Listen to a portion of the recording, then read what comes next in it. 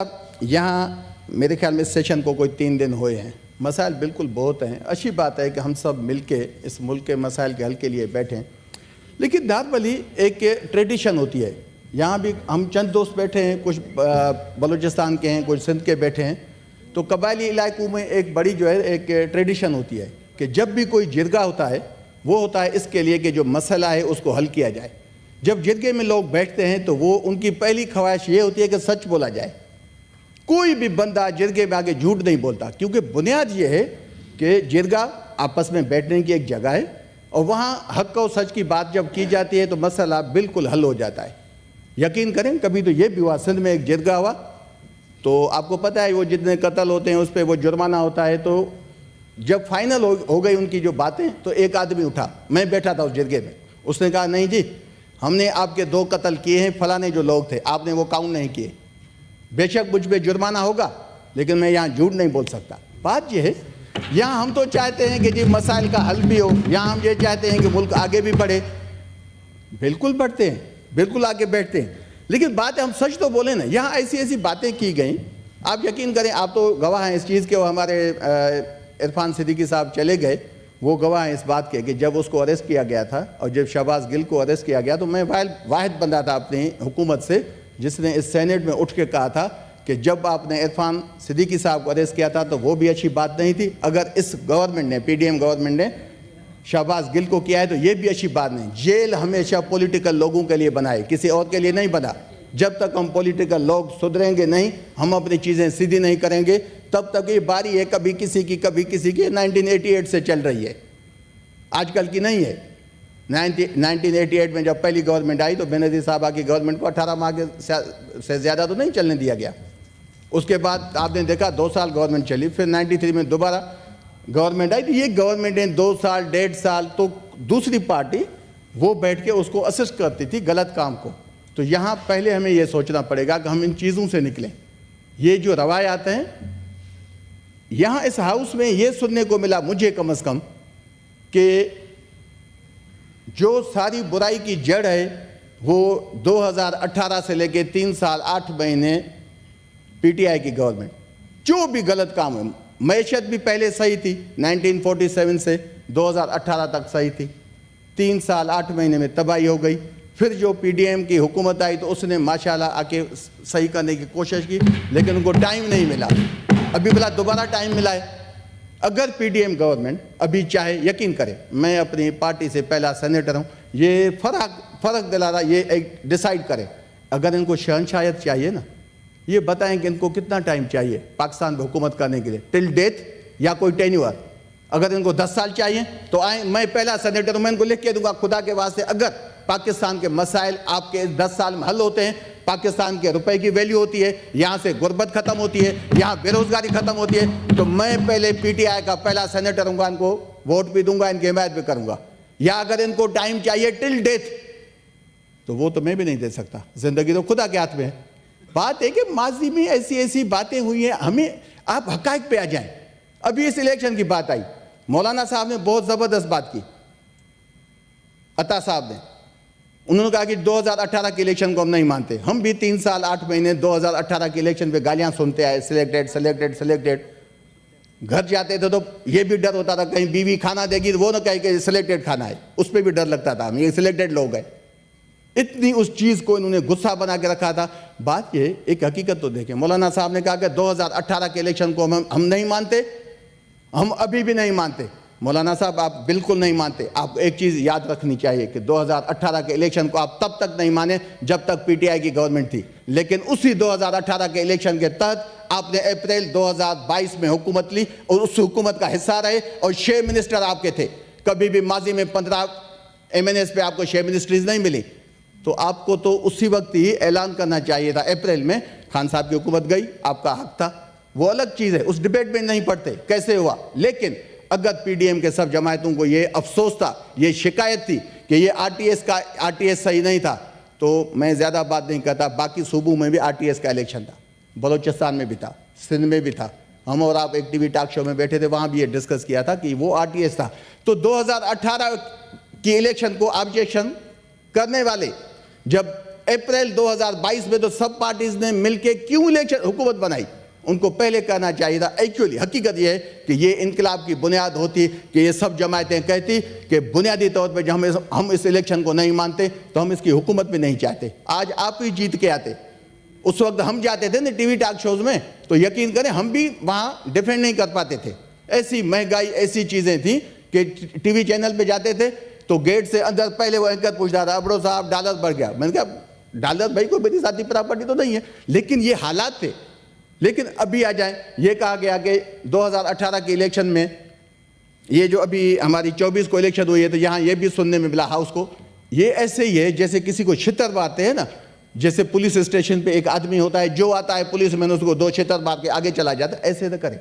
अगर वाकई आप चाहते हैं कि पीटीआई आपके साथ बैठे, फराग दिली से अपनी गलतियां भी माने। हमारी गलतियां जो भी होंगी 3 साल 8 महीने की, हम खुदा से भी माफ़ी मांगते हैं, आपसे भी इल्तिजा करेंगे कि आप भी उसको दरगुजर करें, पाकिस्तान के लिए आगे बढ़ें। लेकिन जब आप हमें उसी दिन यहाँ से आगे 3rd चेयर से ये ताना दिया गया कि जी हमने कितनी जो है ट्रिब्यूनल में गए हैं, लिहाजा इलेक्शन सही है, तो मैं उनको याद दिलाना चाहता हूँ, कुल ही गए हमारे। मैं कहता हूँ सच बोलें, 2018 की जब इलेक्शन हुई थी तो 292 इलेक्शन पिटीशन दायर हुई थी ट्रिब्यूनल में। मैं सिर्फ एनए की बताता हूं।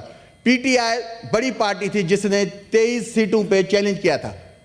पीडीएम की 2 बड़ी जमातें, उन्होंने 23 नेशनल असेंबली के नतायज को चैलेंज किया था।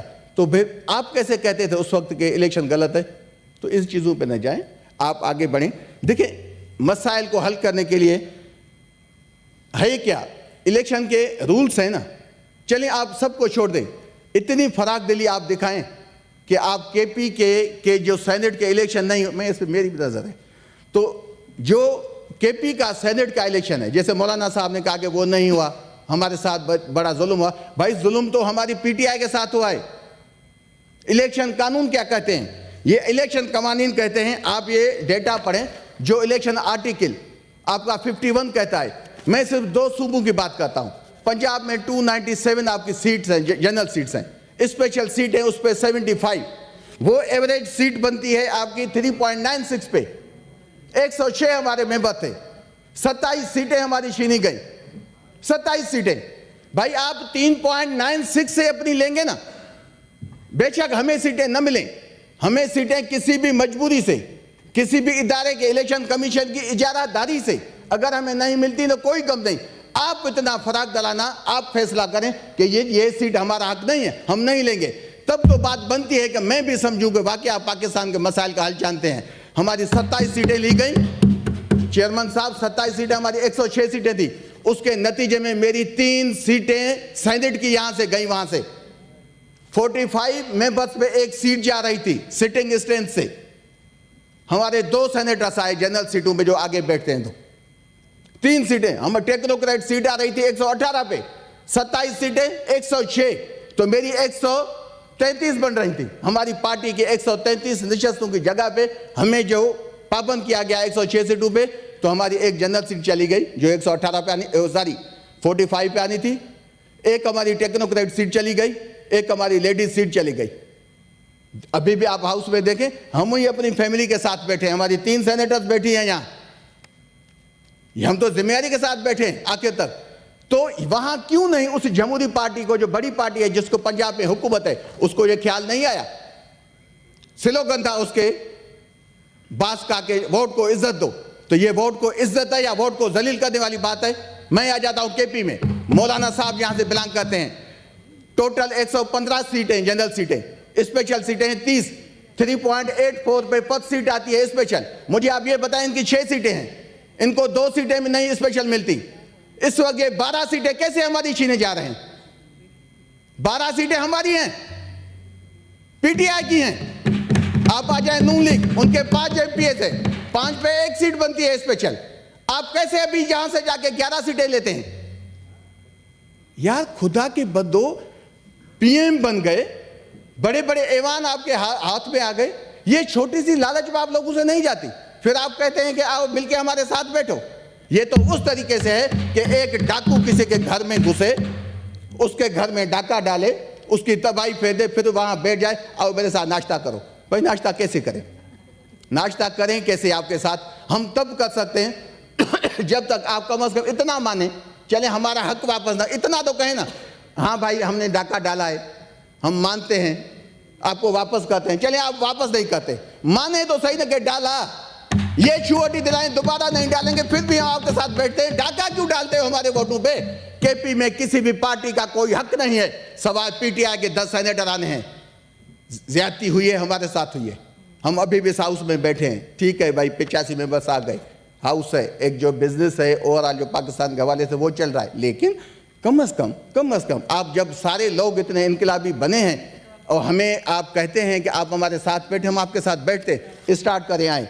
हमारी बहन बैठी है पलोशा बीबी, अनुषा रहमान, मैं इनको भी गुजारिश करता हूँ, हमारे दोस्त ये पीपी वाले भी बैठे हैं, आए अपनी पार्टीज को ये राय दे कि यार चलो बहुत हो गया, चेयरमैनशिप यहाँ की आ गई, डिप्टी चेयरमैनशिप आ गई, कमेटीज आपको आ जाएंगी, कम से कम केपी के इलेक्शन में फराक दिली दिखाएं, कहें कि जी नहीं ये इनकी सीटें, बेशक अगर हमारे इन लोगों की गलती की वजह से या डेलिबरेटली किसी इदारे की वजह से सीटें हमें नहीं मिली, आप बड़ा दिल करें, आप कहें जी ठीक है अगर पीटीआई को नहीं देते तो हमें नहीं चाहिए, आप वहां से स्टार्ट तो करें। यकीन करें ये इतना मैसेज आएगा पूरे पाकिस्तान में। बाकी एक एक सीट पे बैठ के होगा क्या, 2-3 सेनेटर्स आएंगे, होगा क्या उससे?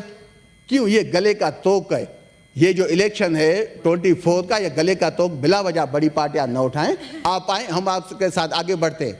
बाकी अगर आप लोग बैठ के कहेंगे कि नहीं हम आपको डंडा भी देंगे, आपको बिठाएंगे भी, तो ऐसे नहीं, चूड़ियां हमने भी नहीं पहनी, ऐसे आपके साथ बैठेंगे भी किया जाता है। डंडा के लफ्ज को हम इसमें से निकालते हैं, डंडे के लफ्ज को निकालते हैं। जो आपने कहा कि डंडा दे देंगे, सर कौन सा आपने भी कहा डंडा दे देंगे, कहां से निकालना है?